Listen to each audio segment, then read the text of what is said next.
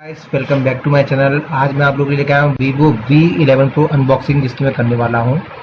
ये मुझे काफ़ी अच्छा लगा था, इसलिए मैंने अपने लिए मंगाया है।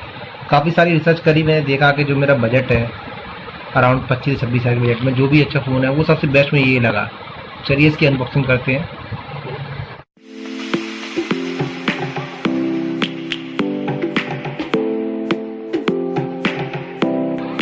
आईफोन की तरह है सब कुछ इसमें। देखिए इसमें है एक ये फ्लिप कवर और ये सिम इजेक्टर टूल, कुछ पेपर्स हैं, ये है आपका फ़ोन को साइड में रख देते हैं। पहले बात करते हैं एक्सेसरीज की। इसमें चार्जिंग केबल, चार्जर है, एक फास्ट चार्जर है इसका। ये हेडफोन है जो बिल्कुल आईफोन की तरह बिल्कुल दिया है, आराम से आपके ये कानों में अच्छे से फिट होगी।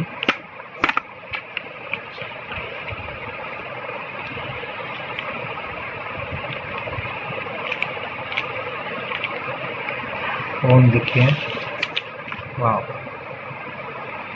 काफ़ी अच्छा डिज़ाइन है फ़ोन का और हाथ में काफ़ी अच्छा लग रहा है। फिर इसको ऑन करते हैं।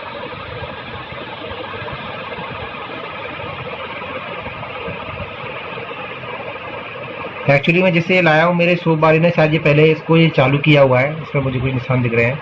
हो सकता है उसने ऑन किया हो इसे, बट मेरे लिए ये फर्स्ट टाइम है।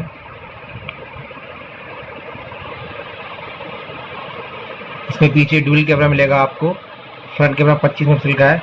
वाव, जैसे कि आप इसमें देख पा रहे हो तो फुल इसकी ये नोच डिस्प्ले है, काफ़ी अच्छी डिस्प्ले है इसकी।